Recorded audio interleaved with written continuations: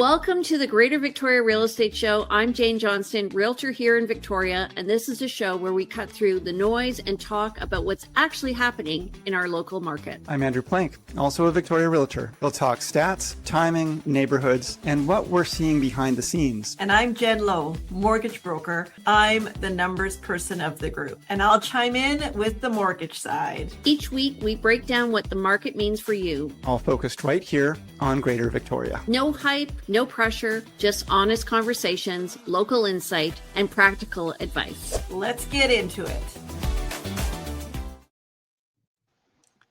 Hello, and welcome to the Greater Victoria Real Estate Show. It is April 7th, 2026, and I'm Andrew Plank. I'm with the Vibe Collective, and today we also have our regular folks. Hey everybody, I'm Jane Johnston. I'm with the Bar Hill Group at Remax Camosun, and I'm Jen Lowe, mortgage broker with Dominion Lending Center's Modern Mortgage Group. Nice to see you guys. Yeah, you too. The gang's all here. I'm coming to you from my office in the car. Jane's mobile office. Yeah, we all have a mobile office, don't we? Jen, you have a mobile office, do you? I will work in my car or work wherever I need. Yes. Yeah. Okay. So we're going to do a lending update. It is also our it's our show where we go through last month's, we've got last month's data now for the market data. So we're going to go through what happened in the month of March and see how that might be affecting our spring market. So Jen, without further ado, maybe you can jump in telling us what's going on out there in the world of finance. Yeah. So right now, when we're looking at sort of our shorter term spring update, we seem to be in a bit of a holding pattern with a bit of upward pressure on rates. The Bank of Canada is widely expected to hold its policy rate steady through much of 2026. The next Bank of Canada meeting is April 29th, so towards the end of this month. Fixed rates may go up a little bit depending on what happens with the bond yields. They're currently elevated. So there we have it. Okay. Wow. Thank you, Jen. We'll see Jane, what you got any happens. questions for Jen or? Well, I'm just wondering, so right now, who would you recommend as a lender and why? Well, that's a bit of a loaded question because there's so many things that depend on the lenders that we choose. Right now, the credit unions currently, there seem to be the last ones that increase rates, which is great. So I've gone to them more so right now with pre-approval rate holds. And then now once a purchase becomes live, I'm going to them to get the full approval. What the current issue is that their turnaround time is horrific because they were the last one to raise rates. They're overloaded with applications. So that can become a bit of a challenge when we're also dealing with a financing condition removal date. That's shorter than what we want. So I always appreciate that communication with you guys and realtors that, hey, what do you need for that financing condition removal date? And right now, I would say literally 10 business days. Okay. So 2 full weeks. Yeah, Mm-hmm. and that's not uncommon. I mean, that's what we normally hear as I would say the ideal request from a mortgage broker. Although we do hear also from time to time, yes, we can get this done in a short period of time, but that's for some of those, I guess, easier files and also certain lenders. Yeah. Well, and the issue too, like I'm not a patient person at all. It drives me absolutely nuts waiting to hear back from a lender, especially when I'm sending everything in on day 1 and I have to wait till day 8 to get an email or a response. And it's of no fault of the clients. Like, we're just in the queue and it's just not the only mortgage application that they're processing.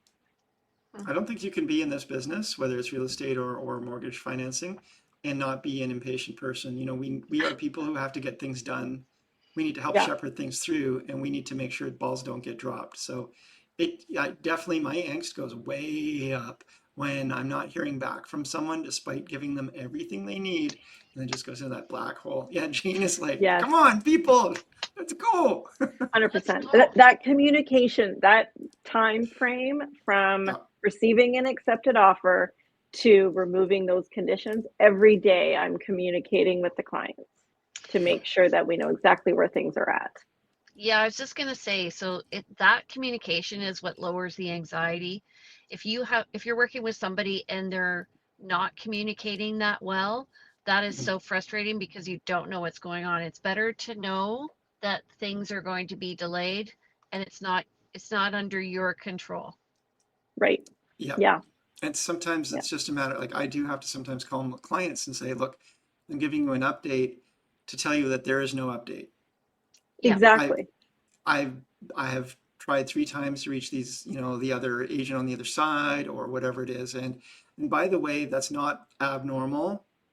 It's really about setting expectations. So by the way, clients, it's not abnormal, but ideally we will hear back from them and they'll give us an update. But yeah, Right. anyway, Yeah. we have to stay on top of it. That's part of what it is. Yeah. Okay. Well, Yeah. shall we talk about March weekly Madness. stats? Well, Oh, yeah. yeah, first we'll go into the past week, and then we'll go into the past month. So, what we have here in the last week, in the last 7 days, 315 new properties came to market in the Greater Victoria area versus 292 the week before. And we had 116 go pending versus 136 the week before. Keep in mind, it was a 4-day long weekend, and people may have set their subject removals a little differently. So there's some things to that. There definitely would have been no new subject removals Friday or Monday due to the fact that the banks probably weren't going to be working. Mhm. Right, Jen? Yeah. Right. Price decreases, 101 versus 132 the week before. 91 properties expired versus 42 the week before. And I'll just do this one and then we'll get Jane to do the next set of slide.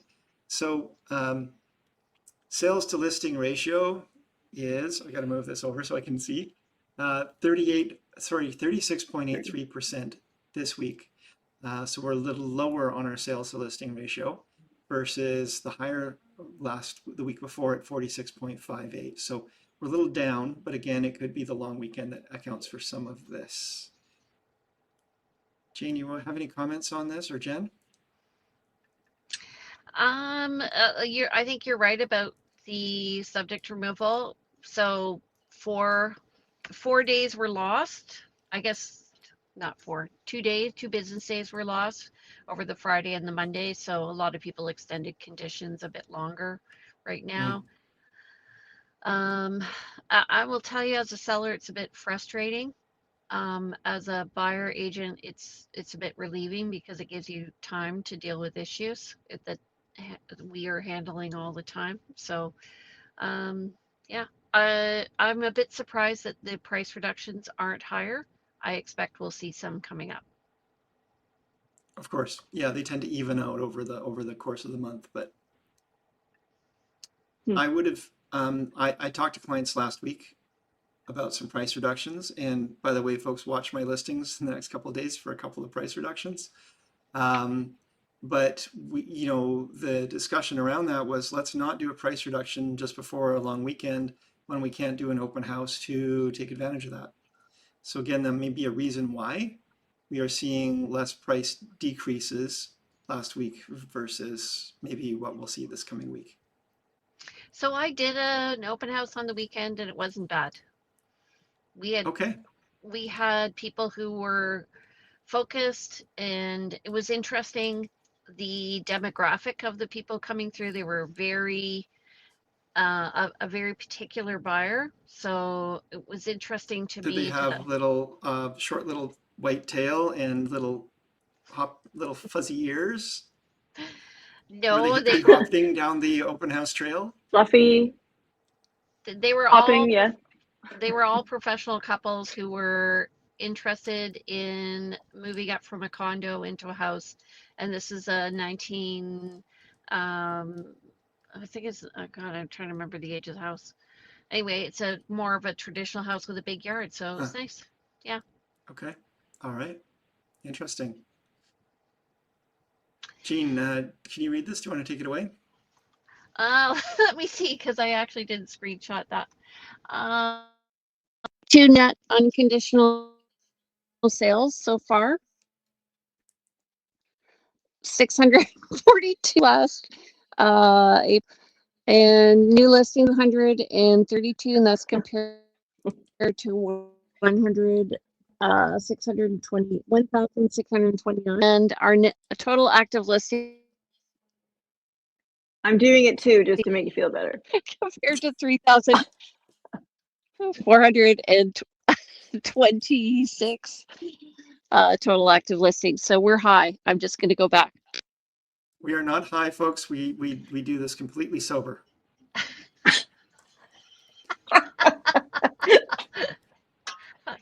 I screenshotted all the slides, but somehow I missed that one. Sorry. Yeah, that was a valiant effort, Jane, and we appreciate you. Thank you. A for effort. A for effort. Okay, so any comments on this? Again, we're just first weekend of the month, so we don't have a lot to go on in terms of how to predict where it's going to go, but we can see that last year, we've got some catch up to do to get there versus last year. I feel like we're low for April so far, so we'll see. Hopefully it'll pick up. Again, we had an early Easter, so that might be part of it. Okay, so now we are getting into the month, and okay, then go ahead, Jane.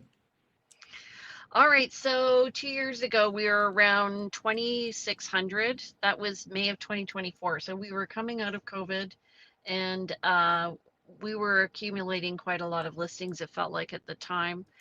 We followed our regular path of the spring market, a bit of a lull in the summer, and then hitting the summer market, and again going down in December. And you can see we followed that last year as well. And we are on track for our accumulation of total active listings. So right now we're around just over 3,200. So looking strong in terms of listings. Yeah. Lots of and choice. Now we're starting at a higher point, and we're starting our spring buildup. And so we are already, 2 lines, almost 1.5 lines above the 2024 low point. Our low point this year in December was about 1.5 lines higher. So we could get up above the 4,000 active listing number. It's very reasonable to expect we could break 4,000 active listings come this spring. Yeah, so we were talking about that. Sean, who is my teammate, and I were talking about that today, and we were saying with the it's about 10% increase over last year. So that means whereas last year you're looking at 10 houses, this year you can look at 11. And what that does is it decreases the pressure on the buyer. So they're able to take a little more time to look at properties, and it'll probably mean if there's more properties online, we might see a little softening in prices. And when I was doing a deep dive into the listings, I was noticing that we are definitely in a micro market type of scenario now, where some areas are doing well and some areas are flat and some areas are actually declining. So it's interesting. It's really interesting. Like I was just talking to my business partner, my teammate today. We were talking about Gordon Head and how a couple of years ago you couldn't find anything decent under 1.35 with a suite, 1.4 with a suite. Now we're seeing some homes under 1.2 with a suite in Gordon Head. And Gordon Head has traditionally been a pretty hot place to find a home with a suite. Now there's a lot more selection. And there's certain areas where it either feels like it's really hot and things are just jumping, or really slow and surprisingly so. Yeah, and I think it has to do with maybe the core is a little softer than previously, and so some properties, like on the West Shore, Langford and Colwood, are actually a bit slower than normal. Yeah, yeah. Okay. So we also, not only do we track the actual active listings, the total active listings, we track the listings that are coming on every month, and as well in the same slide, the actual sales that same month. So the line here is the sales per month, and the bars are the new listings coming on. And so this relates to the slide we just saw, where the other one was cumulative. This one is per month, but these bars will add to that number of active listings and the line will subtract from it. At the end of the day, what are we seeing? We are seeing, for example, when we look currently at March 2026, the far right, we can see that there are far more listings came on to the market than the buyers were picking up and buying unconditionally. You can see December 2025, it was almost even, number of listings coming on versus number of sales coming off. But if we look to, let's say, March of the year before, it's actually not too far off. I would say there were a few more listings in March of 2025. That line's just a slight bit higher, but not much. Mm-hmm. And the number of actual sales are pretty close to the same. So we're not far off last year in terms of that. In fact, Jane's just coming back in here. I think we lost her. Hopefully we get her back. Now we've got her twice. Okay, so we'll move on to the next slide here. And this one's really interesting to me because I'm hearing and seeing some of my colleagues say, we're really moving into a buyer's market. But the stats here are actually showing the opposite as we've moved towards a middle balanced market according to this slide. You know what, though? The definition of a buyer market compared to a seller market has changed. So the board actually changed the range from, I think it was 14 to 20%, and now it's higher. So you have a 1 in 5 chance of selling right now. So I guess, I don't know if that's a buyer's market or a seller's market, but that's the reality. 1 in 5 chance of selling. That one always gets me a little bit. So, I mean, we're not seeing, 80% of the listings that list not sell. So when you say 1 in 5 chance of selling, do you want to explain that? In a month. So in a month. It may. Yeah. Okay, we lost Jane again. So selling within 30 days of the list date? Yeah. Yeah. So what we're talking about is, oh, she's back. We're talking about the list to sell ratio. And what Jane is saying is, for every listing coming on, it takes about, if the inventory stopped coming on, it would take, let's say there's 5 months of inventory, it would take 5 months based on the current rate of absorption for that inventory to be gone. So 1 in 5. Correct, Jane? Okay, she's bouncing around here a bit. So moving on, single family homes, the housing price index valuation for single family homes has been again changing over time.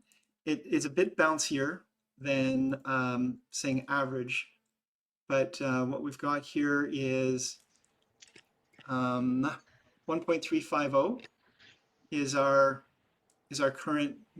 Jane's here twice now. Hello, Jane. Hello, sorry. So we're now on the single family homes. Believe this. Pretty sure this is housing price index, but this might be averages.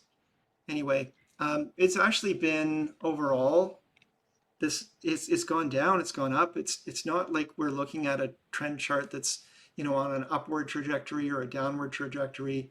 We can see since September 2025, a bump up, a drop down in the winter time, a bounce back up again as we moved into the 2026 market, and then a drop between February and March in terms of average pricing.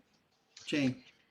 So when I was looking in depth at what was happening in the market, what I noticed was Central Saanich, North Saanich, Sydney were all very strong and doing well. In Oak Bay was even in terms of average price being like steady. And then, as I mentioned, some places on the West Shore were a bit lighter, a little softer. So when we're looking at this is why I was saying I think micro markets is a good terminology for this year, for this talk, because I think that it's really specific. So it depends on where you're looking, what you're looking for. Is you need, I think, a realtor to kind of really go in and really be granular about all the data here. For sure.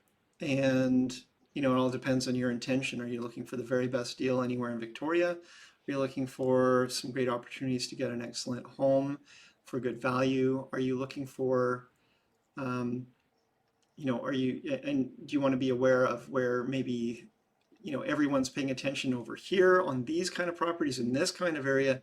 Maybe you want to pay attention in a different area, but your needs are your needs. And so just knowing that maybe now is the time versus maybe waiting and making a decision to make a move later. These are all, these all go into it. Yeah. I was going to say, so if you want a specific neighborhood, you're going to be looking for one thing. If you want a specific price range, you can look on a price continuum where the activity is across the city. Yep. Yep. Okay. So single family homes versus condos, I like to look at the difference in these maps. And again, that they're not trending along the same lines. They're not following the same pattern. Overall, we've seen a bit of a resurgence in condo activity that we were not seeing for quite some time. But it seems to have come back again this spring or late fall into the winter, and now maybe again a little bit down in terms of average prices as we move into February, March. And I think people are realizing that there is still a lot of inventory, as Jane was saying. Yeah, I think it's a terrific opportunity to get into the condo market if that's what you want. Honestly, I think it's a terrific opportunity to get into anything in the market right now, because prices do feel, it still feels like things are a little bit soft. They're definitely down from where they had been at some of the prior peaks. And I feel like we are moving, we will be moving back to some more solidifying prices in the next little while. There's just so much good selection right now that it's not always about price. It's about being able to find the home you like. Yeah, and true. There's a really good chance of that today. Townhouses, again, take a little bit of a blurry look, and overall it's pretty much straightforward. There were some ups and downs, but currently for the last couple of months, it's been up in the $850,000, just under $850,000 for the price point on an average row townhouse for Greater Victoria. Actually, relatively speaking, compared to, like, since we've been doing this for 5+ years, the townhouse market looks really stable right now, don't you think? Yeah, we normally feel like well, you know what? I feel like maybe, like when I look at the single family graph, that really jumps around like I would almost expect the townhouse market to jump around at. Sometimes maybe there was a really expensive home that sold that changed the average, or there was just a funny month. But normally I think in the past we have seen a much more bouncy graph for row townhouses. So maybe our inventory is growing enough that we are finally kind of getting away from that. what with so much growth and so much more builds over time, maybe it's just that maybe the market's matured, or maybe it's just that we've gotten lucky and it's a little bit more of a line. Mm-hmm. Yeah. So benchmark pricing summary, and Jane was mentioning we've got this. We kept this for February. We did review February stats. So I'm going to do March stats, but we can also just review and speak to February as well, if we want to kind of make a comment about some of those differences. So I'll take this, I guess, because again, I don't think Jane can read these. I can read it. You can read it? Okay, go ahead, Jane. Yeah. So just looking at March, we're at 1,186,700. That's up from 165 in February 2025. So that was interesting to me across the whole area. And February 2026 was at 1,150,000, and we're at 1,168,000 now in March. So I'm able to look at both at the same time. But it just shows me that even though it looks down year over year, we're actually up month over month. So that was interesting to me. And then the core region, in February, we're at 1,319,000. Now we're at 1,344,000. So again, for February and March last year, it went up. Same thing, February 2026 was 1,307,000, and now we're at 1,330,000. So month over month, we're actually coming up a bit on the benchmark price. And then the peninsula, you go ahead, the peninsula and western region. Sure. So Peninsula for February 2025, the benchmark price was 1,242,700, and going into March, it was 1,262,400. In March of 2025. In February of 2026, 1,238,700 versus 1,250,900. So definitely up again month over month, but down year over year. Yeah, which is surprising because the other stats don't reflect that. Very interesting. Well, these are more regional, right? Our core. Oh, yeah. I don't know. Yeah. West Shore region, February 2025, 1,041,600. March 2025, 1,055,000. February 2026, 1,004,800. And March 2026, 1,027,900. So definitely a good jump in pricing up month over month, February to March, but still down over the year before, 2.6 down over the year before. So it's interesting to see that the pricing is coming. So February 2026 was 1,004,000 on the West Shore, and now it's at 1,027,000. So the prices are coming up month over month. So that is very interesting to me. I think it just speaks to the fact that people are writing offers and that they're willing to pay maybe a little bit more from last year. More than last year. It still it doesn't mean that people are getting more than their asking price. It just means that the average price or the average asking price has gone up and the average selling price has gone up. I think, folks, that we have reached the end of our program today. Jane is happy about that. How do you feel about that, Jen? That was good. Lots of good data and good information. You're not sad this is over? You want to keep going? No. Yeah, I always love seeing you guys. Do you have any It's always questions, fun. Jen? I find it fascinating that the stats always reciprocate how things are really going. Like when I'm looking at those stats, I see in this, February, March, definitely there's a bit of uncertainty in our world that I think also perhaps would have led to the decrease in the sale prices.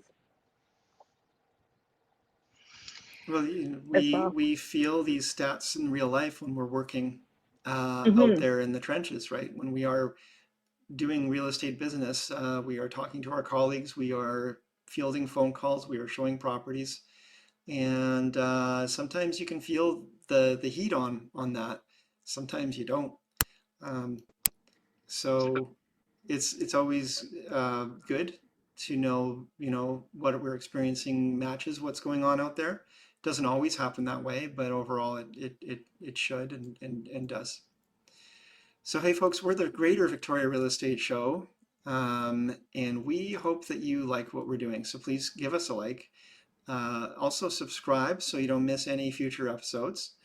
Comment and leave your comments and share your comments and share this show with anyone who you think might benefit from a weekly and monthly update on what's going on in Victoria, as well as specific timely topics about what we are experiencing in the market as well.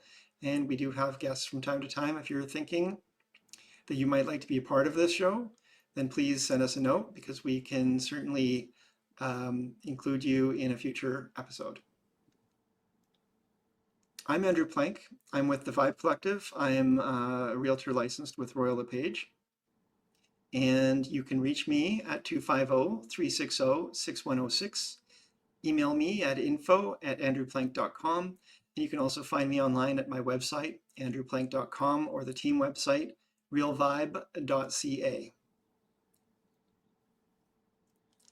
I am Jennifer Lowe. I'm with Modern Mortgage Group. My cell number 250-217-4925.